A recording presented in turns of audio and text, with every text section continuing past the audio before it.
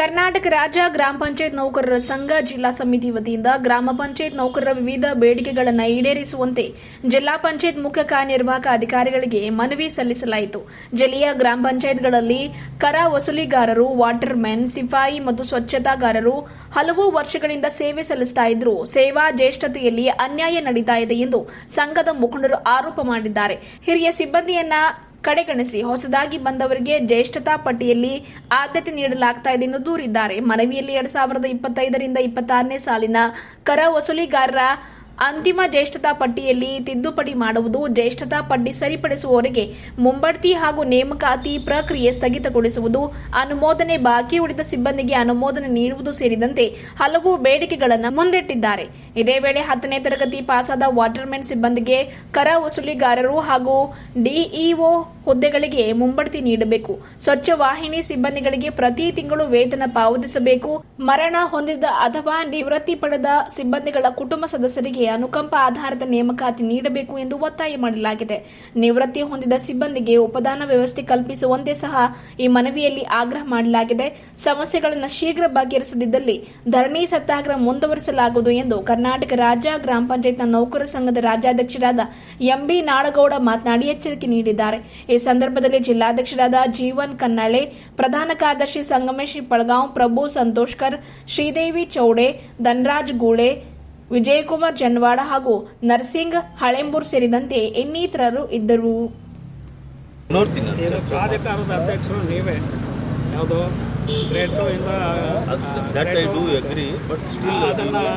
ಜ್ಯೇಷ್ಠತಾ ಪಟ್ಟಿಯಲ್ಲಿ ನಾನು ಹೇಳಿದ್ದೆ ಒಪ್ಕೋಬೇಕು ಅಂತ ನಾನು ಆಗಲೇ ಹೇಳಿದ್ದೀನಿ, ಒಪ್ಕೊಳ್ಳೋ ಅವಶ್ಯಕತೆ ಇಲ್ಲ. ಬಟ್ ಕರ್ನಾಟಕದಲ್ಲಿ ಮತ್ತು ಗೆಜೆಟ್ ನೋಟಿಫಿಕೇಷನಲ್ಲಿ ಏನಿದೆ ಅದನ್ನು ಜಾರಿ ಮಾಡಿದರೆ ಸಾಕು. ಇಲ್ಲ ನಿಮ್ಗೆ ಡೌಟ್ ಇದ್ದರೆ ಗೌರ್ಮೆಂಟಿಗೆ ಸ್ಪಷ್ಟೀಕರಣ ಬಂದು ರಿಪ್ಲೈ ಬಂದಮೇಲೆ ಅಂತಿಮ ಮಾಡಿ ಆ ಯಾರಿಗೆ ಎಲಿಜಿಬಲ್ ಇದ್ದಾರೋ ಅವ್ರಿಗೆ ಪೋಸ್ಟಿಂಗ್ ಕೊಟ್ಟು, ತರಾತುರಿಯಲ್ಲಿ ಯಾರಿಗೋ ಪೋಸ್ಟಿಂಗ್ ಕೊಟ್ಟು ಪಾಪ ಸೀನಿಯರ್ 20-25 ವರ್ಷ ಸರ್ವಿಸ್ ಮಾಡಿದವರು ಇಲ್ಲೇ ಉಳಿಯೋದು, 6 ವರ್ಷ ಸರ್ವಿಸ್ ಮಾಡಿದವರು ಪ್ರಮೋಷನ್ ಆಗಿ ಹೋಗೋದು. ಅಂದರೆ ಅದೇ ಸ್ಥಾನದಲ್ಲಿ ನಿಮ್ಮ ಜಿಲ್ಲಾ ಪಂಚಾಯತಿ ಅಧಿಕಾರಿಗಳಿದ್ದರೆ ಅಥವಾ ನೀವಿದ್ದರೆ ನಿಮಗೆ ಸಿಗುವಂಥ ಅವಕಾಶ ಬೇರೆಯವ್ರಿಗೆ ಕೊಟ್ಟರೆ ನಿಮ್ಗೆ ಹೆಂಗಾಗುತ್ತೆ, ಅದು ನಮಗೂ ಆಗುತ್ತೆ. ಅದು ಆಗಬಾರ್ದು ಅನ್ನೋದು ನನ್ನ ರಿಕ್ವೆಸ್ಟ್.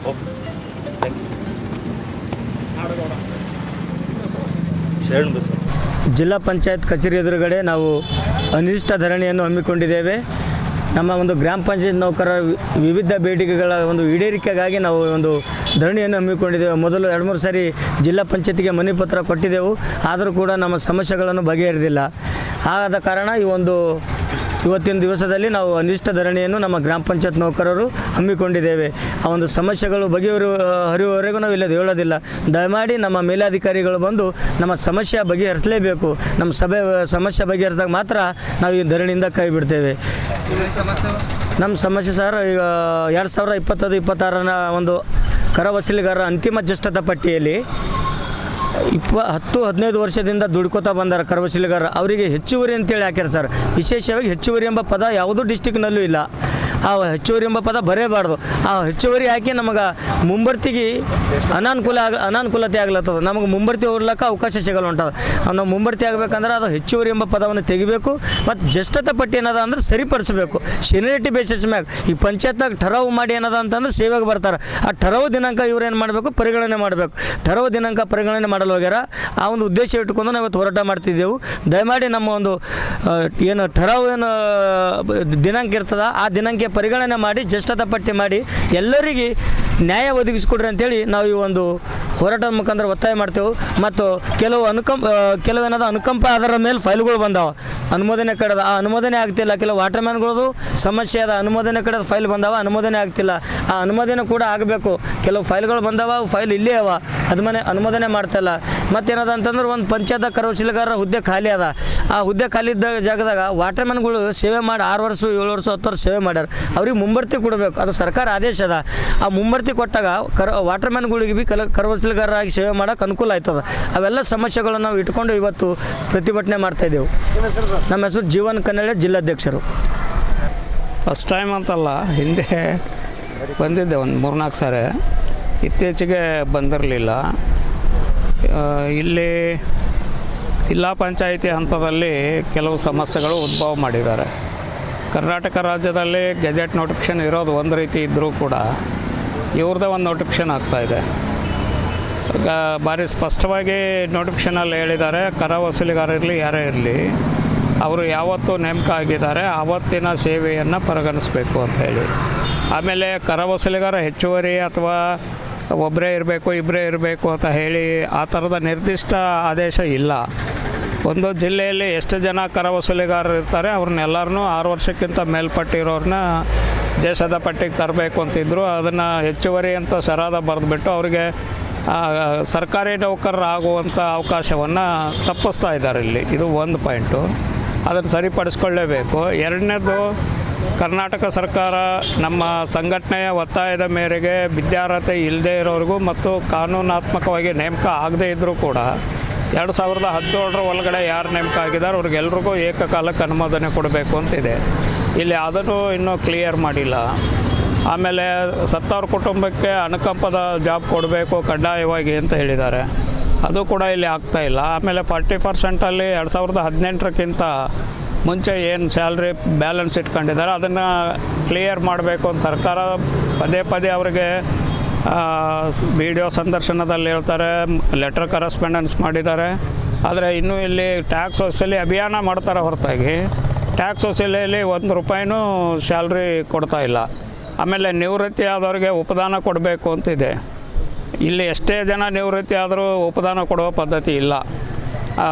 ಹೀಗಾಗಿ ಇಲ್ಲಿಯ ನೌಕರದಾರನ ಒಂಥರ ಈ ಹೈದ್ರಾಬಾದು ಕರ್ನಾಟಕ ಹಿಂದೆ ಅಲ್ಲ, ಅಂದರೆ ನಾನು ಹೇಳೋ ಉದ್ದೇಶ ಬೇರೆ.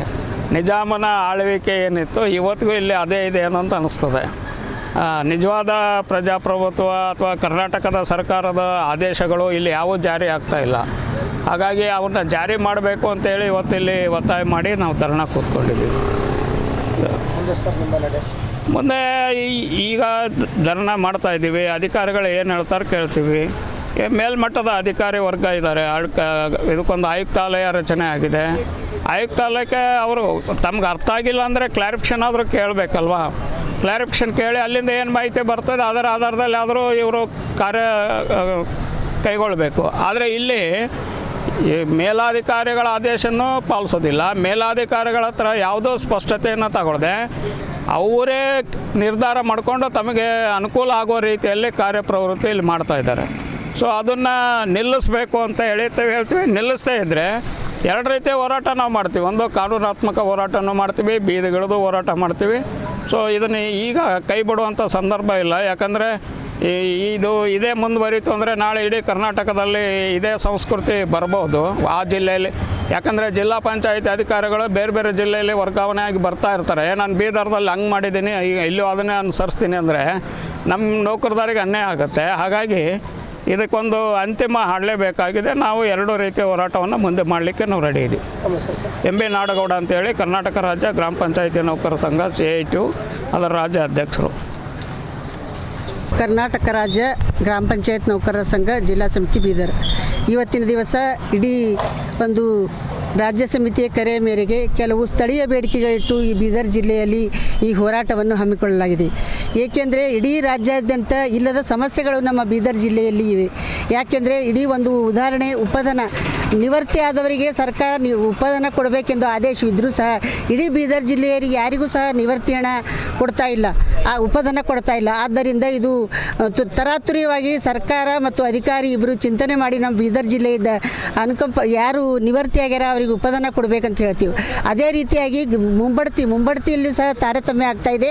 ಆ ಮುಂಬಡ್ತಿ ಅನೇಕ ಸುಮಾರು 10, 15, 20 ತಿಂಗಳವರೆಗೆ ಯಾರಿಗೂ ಸಂಭಾವನೆ ಇಲ್ಲಂತ. ಆ ಸಂಭಾವನೆ ಇಲ್ಲದೇ ಹೆಂಗೆ ಕೆಲಸ ಮಾಡಬೇಕಂತ ನಾವು ಸರ್ಕಾರಕ್ಕೆ ಕೇಳಬೇಕಾಗ್ತದೆ. ಅದಕ್ಕಾಗಿ ಯಾರಿಗೆ ಸಂಭಾವನೆ ಕೊಡಬೇಕು ಅವ್ರಿಗೆ ಅಧಿಕಾರಿ ಮತ್ತು ಸರ್ಕಾರಿ ಇಬ್ಬರು ಚಿಂತನೆ ಮಾಡಿ ನಮ್ಮ ಸ್ಥಳೀಯ ಬೇಡಿಕೆಗಳನ್ನು ಈಡೇರಿಸಬೇಕಂತ ಹೇಳ್ತೀನಿ.